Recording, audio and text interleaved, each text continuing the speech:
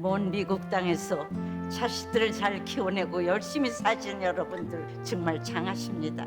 안녕하세요. 전원주입니다. 전쟁도 가난도 겪은 우리 세대는 참 눈물겨운 세월을 살았죠. 아메리칸 드림을 이루기까지 여러분들의 세월이야 어떠셨겠습니까? 건강 관련 프로그램에 출연하면서 요즘 제가 깨달은 건요, 양 한 방을 잘 결합하는 게 최고의 건강 관리라는 겁니다. 클레버 케어, 메디케어 어드밴티지 플랜 아세요?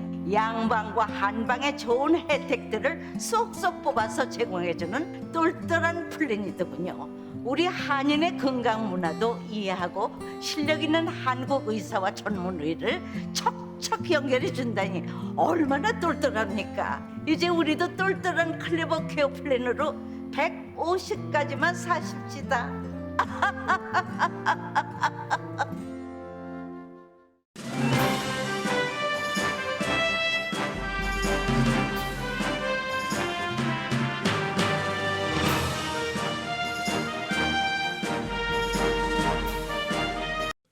행복한 4월 마음 따뜻하게 보내세요. 라디오 서울이 함께합니다. 강혜신의 오늘의 미국.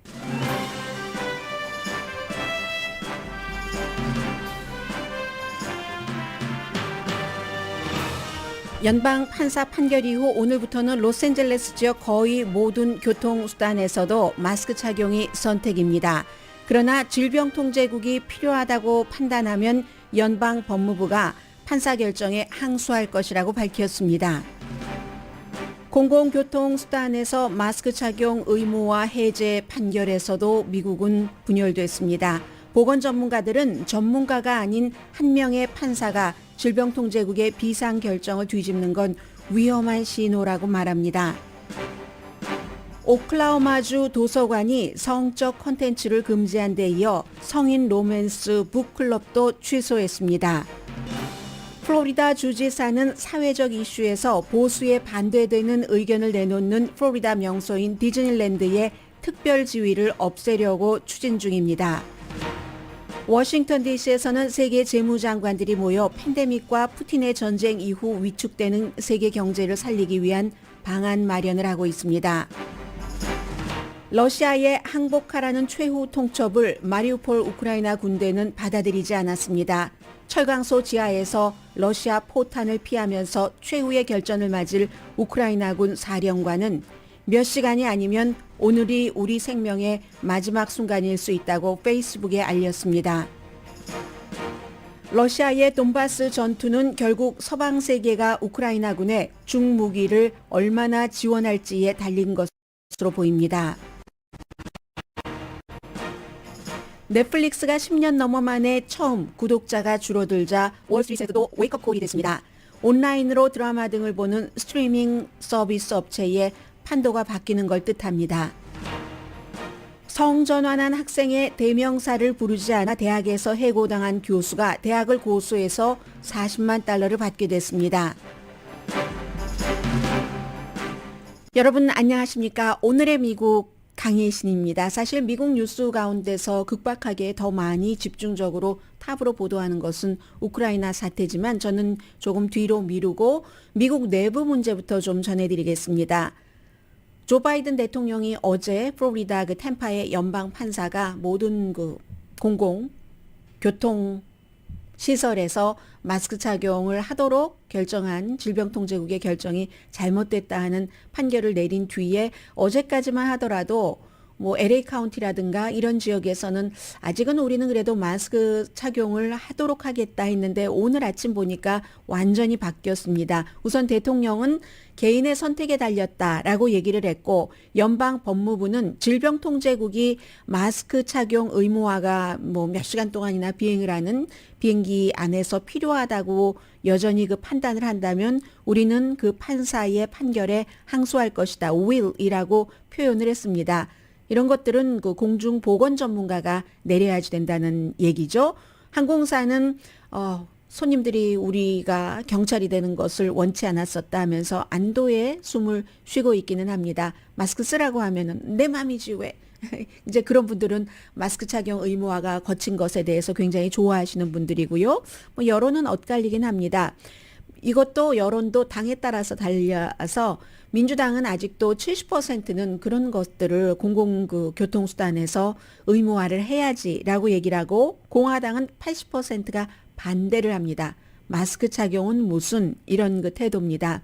백신 접종을 받은 사람이나 백신 접종을 받지 않은 사람이나 나이 드신 분들 가운데서는 그래도 뭐 지하철, 버스, 공기도 잘 통하지 않는데 비행기 안에서는 아직은 마스크 착용을 해야지 된다는 여론이 높기는 합니다. 기저질환 있는 분들도 마찬가지고요. LA 공항도 마스크 착용 여부는 각자가 알아서 하십시오. 이제 공항 밖에서 또 그렇게 하라고 했고, 할리우드에 있는 뭐 버뱅크 공항, 롱비치, 오렌지 카운티는 뭐 당연하죠. 좋다 하고 이제 좌뇌인 공항 같은데 모든 것 다 없앱니다. 오클랜드, 샌프란시스코, 샌호세, 뭐 샌디에고 국제공항 전부 마찬가지고, 로스앤젤레스는 아직 뭐 확진자도 많고 하는데도 메트로링크도 열차 안이나 열차역에서 마스크 착용이 필수가 아니라고 확인했습니다. 그리고 샌가브리엘이나 그 포모나 그쪽 운행하는 푸틸 교통국도 마찬가지고요. 샌프란시스코의 미니스퍼 뭐 이런 것인가요? 그 시스템은 아직 그대로인데 제가 방송 들어오기 전까지는 뭐 최종적인 결정을 내리지 않았다. 샌프란시스코 바트도 마찬가지로 결정 내리지 않았다고 하고요. 필라델피아나 뉴욕 공항에서는 여전히 그 공항 내부 시설에서 본인의 입을 가려야지 됩니다. 코도 가려야지 됩니다.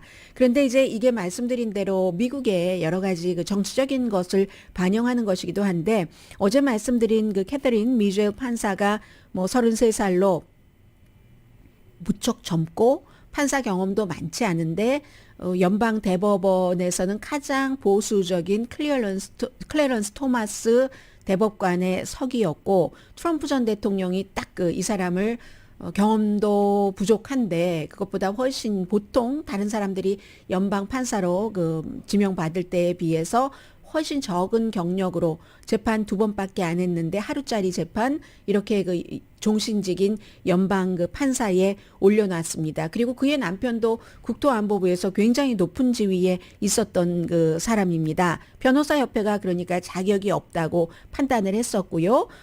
하는데 지금 그 보건 전문가들이 뭐라고 얘기를 하냐면, 위생이라는 이 개념을 판사의 그냥 상식선에서 해석을 했는데 그렇게 그 판결문에 59페이지짜리인데 중간에 보면은 써 있답니다.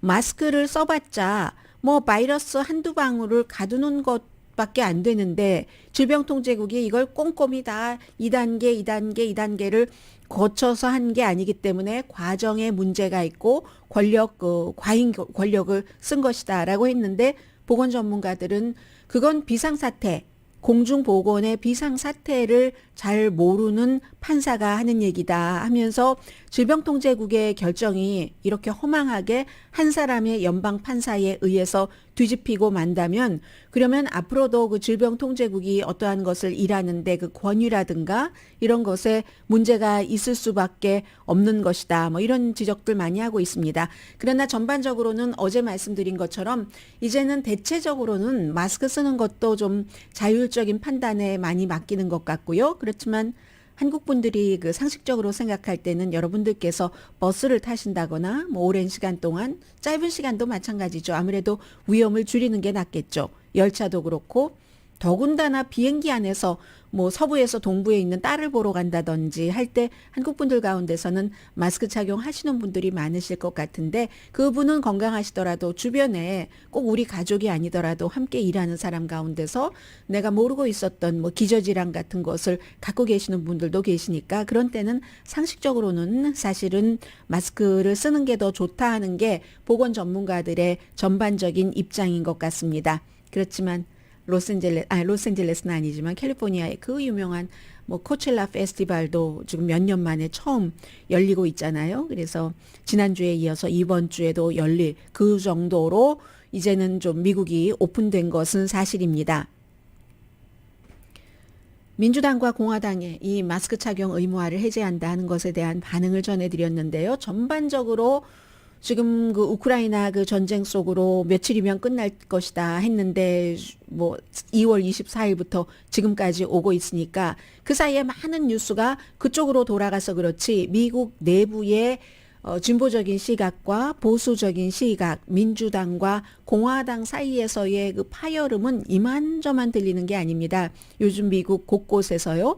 오클라호마 공공도서관 이사회가 애니드 카운티의 공립도서관과 가필드 카운티의 공립도서관 이 두 군데입니다. 원래 지난주에 여러분들께 살짝 말씀을 드렸었습니다. 도서관에서 뭐 성적인 것이 막 언급되고 묘사되고 하는 그런 책들을 보이지 않게, 뭐 책을 완전히 없앤다는 건 아니에요. 보이지 않게, 잘 보이게 전시한다던가 이런 것을 금지했습니다.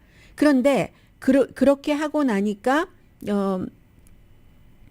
성인 로맨스 북클럽도 취소가 됐습니다. 도서관의 이사회가 그 같은 결정을 하니까 도서관 스태프들이 또 회의를 했습니다. 문제를 만들고 싶지 않은 거예요. 도서관의 이사회들이 이거 뭔지 모르지만 뭔지 모르는 건 또 아니죠. 뭔지 알겠는데 이 성에 관한 것을 언급하는 것을 뭐 전시를 한다던가 그럼 뭐 보바리 부인 뭐 이런 것도 안 되겠네요.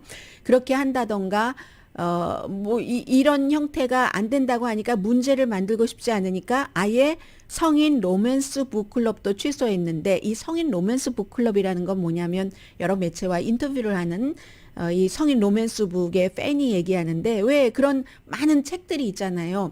그런 책들을 읽으면서 성인이니까 또 충분히 핫한 그런 부분들이 있고 그걸 보고 그 당시의 역사와 문화 이런 것들을 이제 같은 성인들끼리 얘기하고 뭐 친목도 뭐 좀 만들고 할 수 있잖아요. 그런 것을 하지 못하게 한 겁니다. 왜냐하면 성과 섹스와 섹슈얼리티에 관한 나의 생각이 어떤가, 나의 관점 같은 것을 얘기하는 프로그램을 다 없애라고 했기 때문에 그런 북클럽조차도 없어졌다는 것. 그런데 이건 뭐 취미니까 그렇다고 하고 도서관에서 책에 관한 것만 있는 게 아니라 성폭행 방지 프로그램 같은 것도 있습니다. 뭐 여러 가지가 연관이 되겠죠. 심지어는 YMCA에서 성적으로 학대받는 거 이런 것을 어떻게 하면 우리 사회가 막을 수 있는가 하는 것을 하는 것 이런 것도 다 지금 없애버렸고요. 당연히 동성애자 관련 책 전시 뭐 행사 같은 것은 금지했습니다.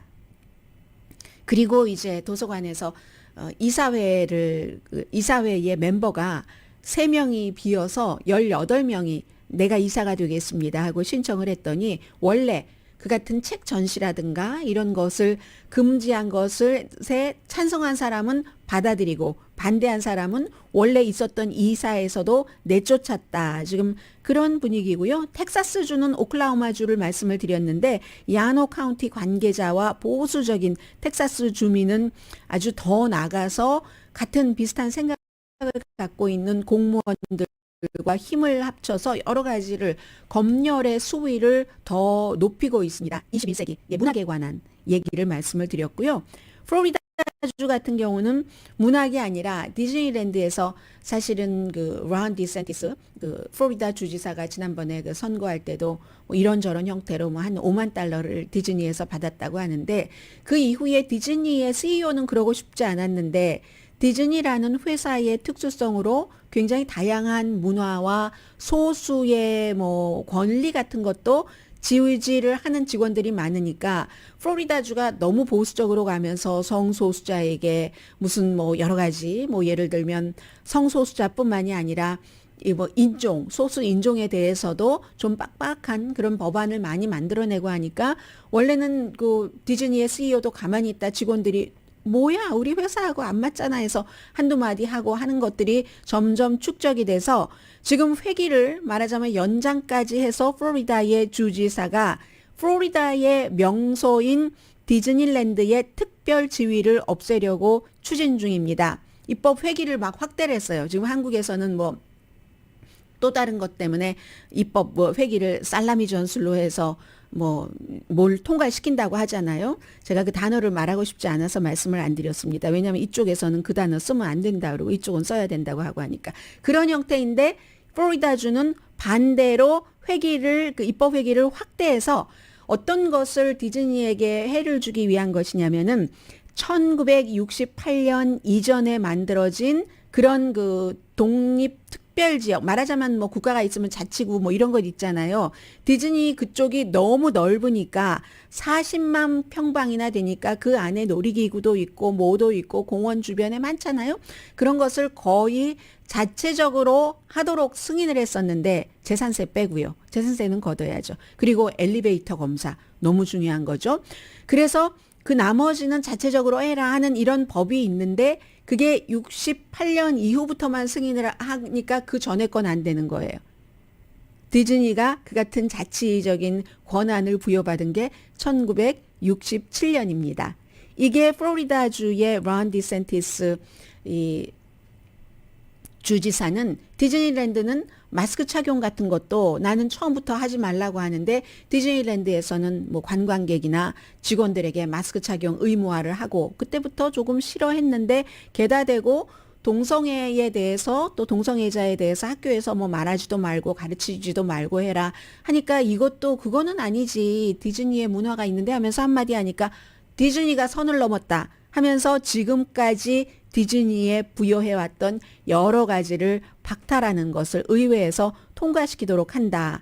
이런 면이 있고요. 그리고 어제 제가 헤드라인에서만 말씀드리고 플로리다주의 수학 교과서를 말씀을 안 드렸는데요. 수학 교과서가 사회적인 어떤 개념이나 감정을 담고 있다. 이런 이유로 수학 교과서에 전체 주에서 통용되는 수학 교과서의 41%를 거부했습니다. 132권 가운데서 그 54권 이상을. 그런데 이게 말하자면 사회 감정적인 개념을 담고 있다 하는데 가장 중요한 것은 비판적인 이 인종 이론 같은 거. 뭐 예를 들면 수학에도 그 응용 문제가 있기 때문에 뭐 어느 농지에서 일을 하고 있는 누가 뭐를 어떻게 했는데 그 농장주가 어떻게 해서 이게 이렇게 됐을 때 수학적으로 어떤가 뭐 이런 것에 다 사회적인 개념 노예제 같은 것들이 들어가 있다는 그런 그 얘기인 겁니다. 해서 킨더가든부터 5학년까지 수학 교과서는 71%를 이거 안 된다. 그런데 그 71%의 교과서가 이미 공공교육 시스템에 의해서 승인받은 겁니다. 그런데도 응용 문제 등등의 이런 것들이 포함되어 있어서 학생들을 무의식 중에 세뇌시킨다 하는 거죠. 6학년에서부터 8학년까지 교과서 20% 거부했고 9학년에서 12학년까지의 교과서 35%가 거부됐습니다. 플로리다 이제 교육 커미셔너 가운데 리처드 코코런이라는 분이 계시는데 이분이 아주 앞장서서 이 일을 그 했고요. 디센티스 그 주지사가 지난해에 이제 비교 인종 그 가르치는 것, 뭐 노예제가 이랬고 뭐 이런 그 노예제로 노예를 부린 그룹이 어떻고 노예였던 그룹이 어떻고 이런 것을 가르치는 것을 금지하는 것, 학생들에게 뭐 인종 개념을 주입시킨다, 세뇌시킨다 말하자면 이런 형태로 출판 못하도록 했고 민주당은 그렇기 때문에 우리 학교의 교실을 어떠한 그 전쟁터로 만든다. 정치적인 전쟁터를 얘기를 하고 있죠. 이런 케이스에는 그런 얘기를 하고 있습니다. 그래서 제철소에서 아조프스탈이라는 제철소에서 무기를 내려라 했는데 우리는 무기를 내릴 수 없다 하면서 그 지하 터널에서 이제 마지막으로 그 싸울 것으로 예상되는데 민간인도 노약자, 어린이 그리고 여성들이 한 1,000명 정도는 그곳에 이제 대피해 있답니다. 이게 바로 지난번에 마리우폴 그 극장을 폭격할 때 어린이들도 그 극장 안에 있으면서 그 천정에 어린이라고 칠드런이라고 써 있었던 바로 그런 그 형태로 지금 대피하고 있는 사람들도 있고 러시아가 폭탄을 계속 그 투하하고는 있답니다. 그렇기 때문에 이 사령관이 페이스북에 살아있는 시간이 몇 시간 남아 있는지 모른다. 하루가 아니라면 지금 이런 얘기를 했고요. 해병대 사령관입니다. 오늘이 우리의 마지막 날이 아닐지 모른다. 새로운 단계로 들어간 거죠. 이제 러시아의 우크라이나 침공이 키예브를 수도를 장악하고 꼭두각시 정부를 세운다는 것이 실패되고 나서 그리고 나서 이제 그 주변에서 지금 주변 뭐 예를 들어서 뭐 하루키우 같은데 돈바스 약간 그 북쪽에 있는 그런 지역을 지금 점령을 했는데 전주곡인 거죠. 지금 대단한 전쟁이 몇 주일 동안 펼쳐질 것으로 예상은 하는데 이번 전쟁은 물론 예상과 달리 가는 방향 쪽이 많이 있기는 했지만 그 전조곡이라고 보여집니다. 다시 한번 말씀드리면 우크라이나의 사람들이 인구로 보면은 우크라이나인이 78%, 러시아인이 17.3%, 고려인도 한 12,000명이 있고 뭐 이 가운데 한 사람이 이제 그 비탈리 김이라는 그 주지사인 거죠. 언어는 68%가 우크라이나어를 쓰고 러시아 언어를 쓰는 사람이 30%입니다. 지역에 따라서는 러시아어를 쓰는 사람이 더 많아서 이게 반대로 되기도 합니다. 크림 반도가 이미 2014년도에 러시아가 합병을 해버린 그곳이 240만 명. 거긴 러시안이 68%. 입니다. 도네츠크, 돈바스에 두 군데가 있잖아요. 도네츠크와 루안스크가 있는데 루안스크가 약간 더 동북쪽이고 도네츠크가 약간 그 남서쪽인데 도네츠크가 인구가 한 90만 명. 우크라이나 사람과 러시아 사람이 여기는 거의 비슷합니다. 언어는 러시안을 훨씬 많이 써요. 88%. 루안스크는 러시아인데 우크라이나인이 비슷한데 러시아인이 조금 많고요. 50%대 47%. 역시 여기도 러시아 언어를 많이 씁니다. 85%. 이곳에서 지금 이제 마지막 그 전쟁이 일어나는 겁니다. 현재로서는 문제가 병참인 것 같아요. 러시아도 그렇고 우크라이나도 그렇고 이길 수 있는가? 우크라이나가 러시아를 이길 수도 있고 이기지 못할 수도 있습니다. 돈바스 지역은 당연히 러시아가 조금 강하고요. 예를 들어 지금까지는 미국으로 예를 들면은 미국의 무슨 뉴욕이라든가 로스앤젤레스라든가 이런 형태로 집도 있고 뭐 사무실 오피스도 있고 길도 있고 그럼 그 길을 중심으로 해서 사무실 오피스도 있고 뭐도 있고 하니까 우크라이나 군대가 숨어 있을 수 있는 곳 키브 같은 그런 곳이죠. 그런 곳에서 싸웠습니다. 물론 그런 곳에서 싸우면 민간인들 사상자는 많이 나오지만 매복을 하기가 쉽죠. 복병으로 나와서 없는 줄 알았는데 하고 러시아군이 혼비백산하고 이렇게 싸웠는데 지금 이쪽으로 오면은 캔사스 그 드넓은 평야 같은 데서 싸우는 것과 마찬가지이기 때문에 우크라이나 군이 더 이상 매복병으로서의 역할을 할 수가 없게 됩니다. 그러니까 이 게릴라전으로서는 러시아의 그 탱크 같은 것을 막을 수 있는 그런 기회가 있었지만 돈바스 지역으로 오면은 그런 것들이 조금 없죠. 매복했다 등장할 것도 없고 강한 화력, 무기, 탱크, 뭐 대규모 미사일 시스템, 중무기 시스템 이런 것을 많이 가진 쪽이 이기는데 우크라이나는 지금 이게 부족하니까 show me the weapon, 쇼뿐만이 아니라 저희에게 딜리버리 해주세요 라고 젤렌스키 대통령이 계속 얘기를 하는 겁니다. 서구에서 지원받았던 단거리 미사일이 지난 2개월 동안 굉장히 효력을 발휘를 했죠. 돈바스에서는 이 어깨 미사일이 별로라는 얘기입니다. 또 러시아의 뭐 유리한 뭐 여러 가지도 있고 러시아도 실패한 것을 교훈 삼아서 어떠한 전술도 세울 텐데 우크라이나 군보다 러시아군이 이제 2배 많았었고요. 지난번에 북쪽에서. 그리고 그런데 이번은 여기는 러시아 국경에 가까우니까 보급도 조금 잘 될 수도 있고요.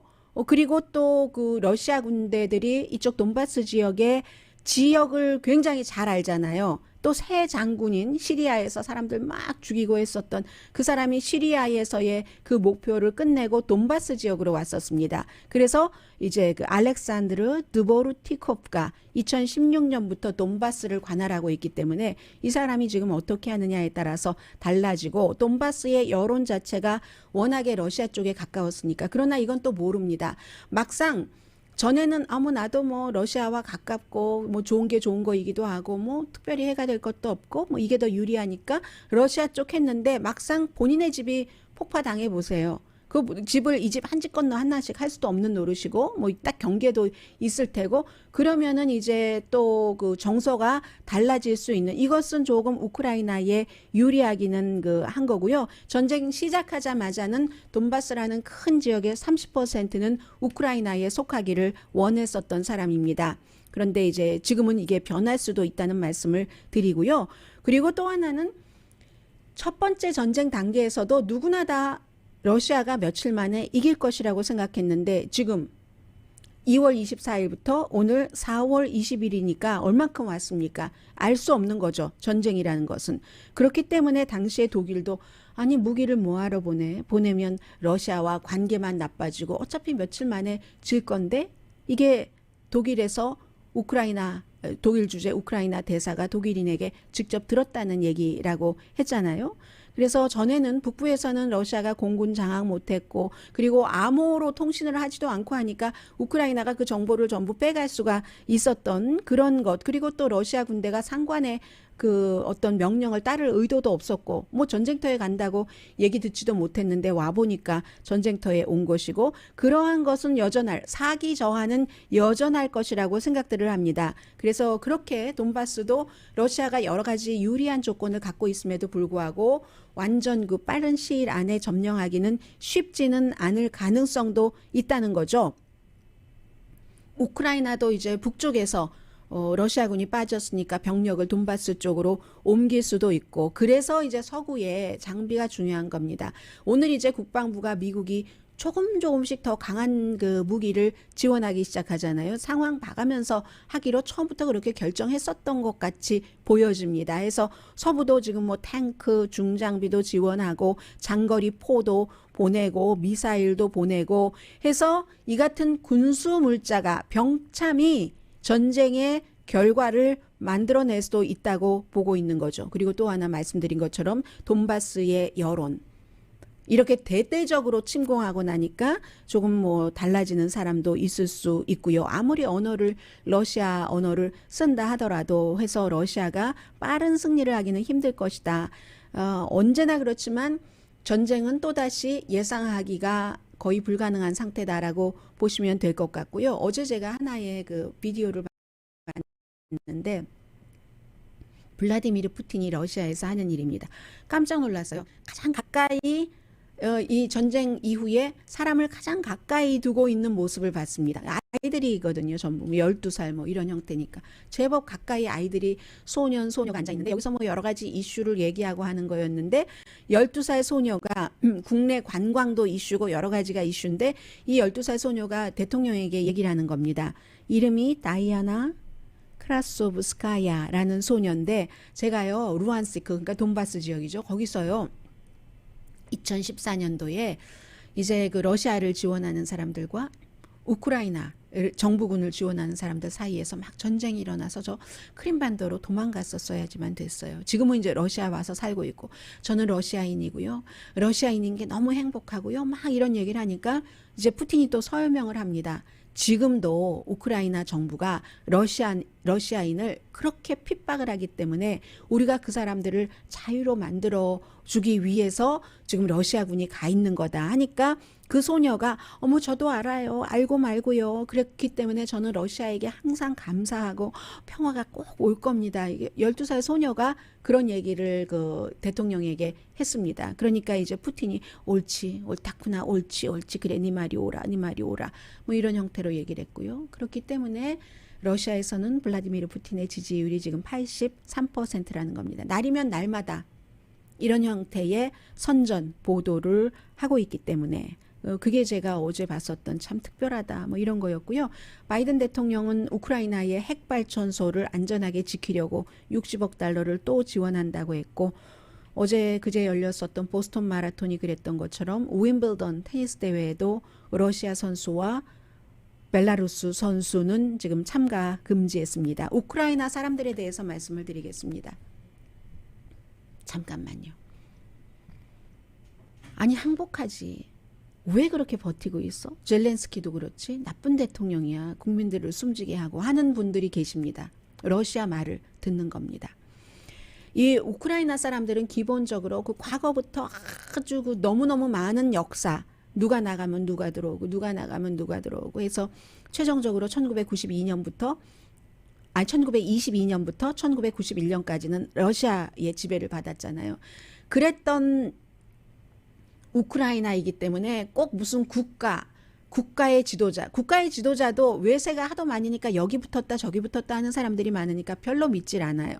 그래서 우크라이나라는 그 독립국가가 되고 나서도 이번이 6번째 대통령인데 몇 명은 친소 대통령이기도 했잖아요. 또 한 명은 너무 지나치게 우크라이나 민족주의를 강조를 했고, 젤렌스키는 뭐 지금 여러분들께서 알고 계시는 그대로고, 그런 것들을 너무 오래 겪었기 때문에 우크라이나 사람들은 뭐 국가다, 어떤 지도자에 대한 충성 이런 것보다는 우리 커뮤니티, 나의 집, 어머 우리 옆집이 뭐 저렇게 폭발을 당하고 내 집이 이렇게 되고 할 때는 여기에 그냥 커뮤니티처럼 두레처럼 공동 마을처럼 이렇게 뭉쳐 있답니다. 국가나 언어나 종교에 뿌리를 두고 뭉치는 그런 민족이 아니라는 얘기죠. 해서 옆집이 좀 필요하면 같이 막 도와서 일하고, 내가 필요하면 옆집 사람들이 막 와서 일하고, 뭐 이런 이런 그 국민이라고 할까요? 그리고는 이게 뭐 국가에 대한 기대치도 낮아왔고 하니까, 그리고 무엇보다 농토잖아요. 드넓은 농토기 때문에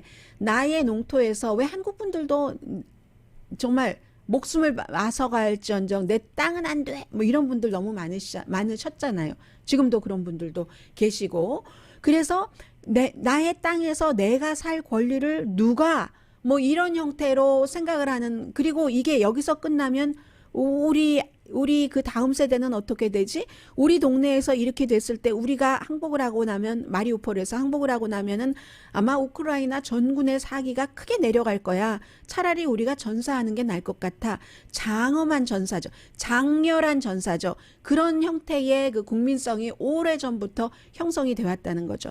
그리고 또 우크라이나의 장군은 러시아의 장군과 달리 굉장히 젊습니다. 총사령관이 48살이에요. 이름이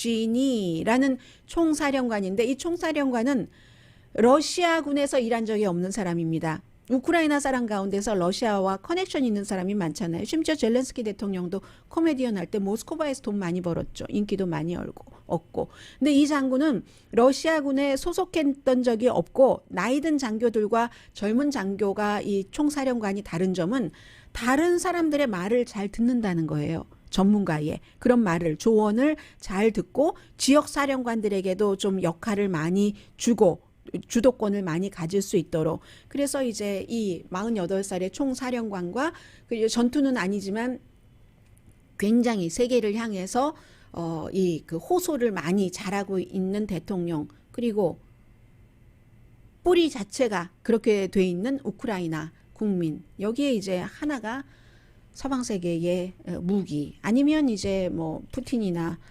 시진핑이 판을 치는 세상이 될 가능성이 높죠.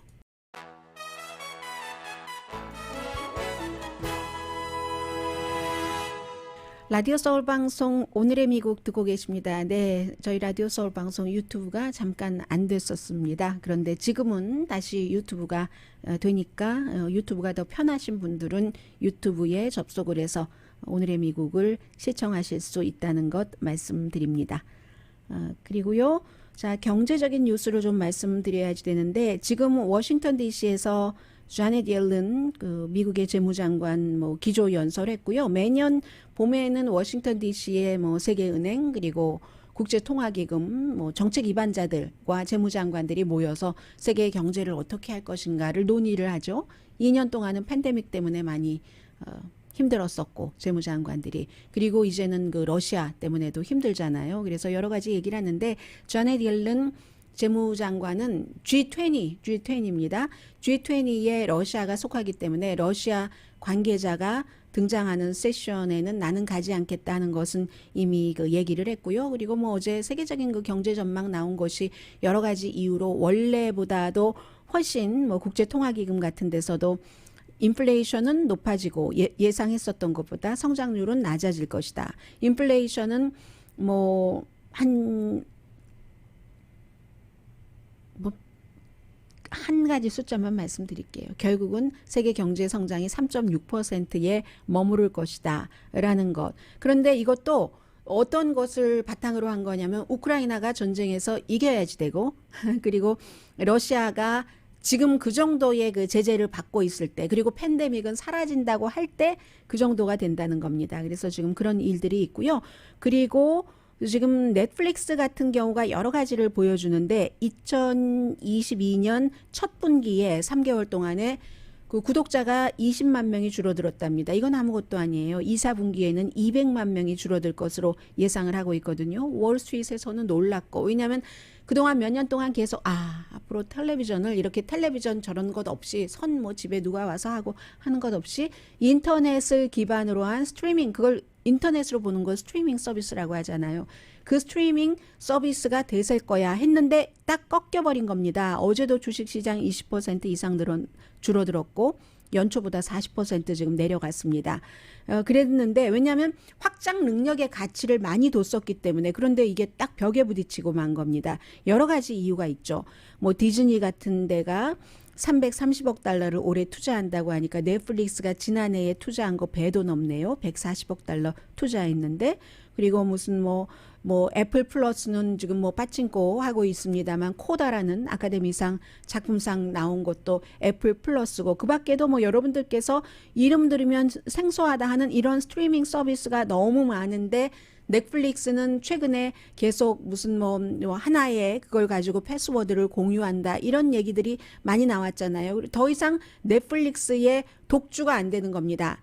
다른 회사들도 무슨 국제 시장을 많이 오픈하는 거거든요. 디즈니 플러스라든가 HBO 맥스라든가 이런 것도 해서 이게 열을 붉은 꽃이 확실히 없을 수밖에 없구나. 그리고 또 박스 TV 같은 데서도 뭐 스트리밍 서비스를 샀고, 파라마운트도, 뭐 디즈니가 훌루, 뭐 컴캐스트도 뭐 피칵 이런 데를 사들였잖아요. 자꾸만 돌고 도는 그런 세상사라고 말씀을 드리고요.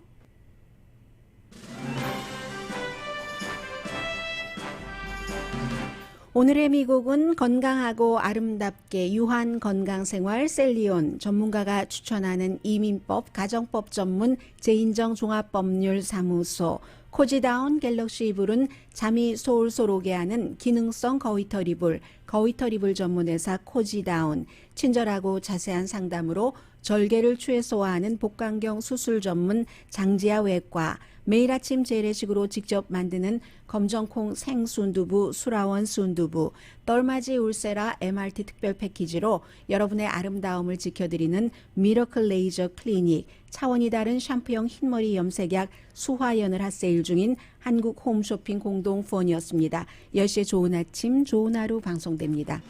네, 오하이오주 남부에 있는 쇼니 주립대학교 교수님 학생의 얘기를 전해드립니다. 이 교수님이 철학과 교수신데 2018년도에 성전환을 한, 여자로 전환한 학생이에요. 얘기를 하는 도중에 그 여자, 쉬 이런 대명사를 부르지 않고 선생님 뭐 이런 형태로 불렀었대요. 그러니까 강의가 끝나고 이 학생이 나를 쉬로 불러달라 했더니 안 했고, 학생이 선생님을 고소를 했고, 그러자 학교가 선생님을 해고했습니다. 해고당한 교수가 학교를 고소해서 결국은 합의를 했죠. 40만 달러 보상금을 받기로. 그 사이에 이런저런 스토리는 있지만 시간이 다 돼서 언제나 완벽한 게 어디 있겠습니까? 이렇게 또 위로하면서 강희신이었습니다.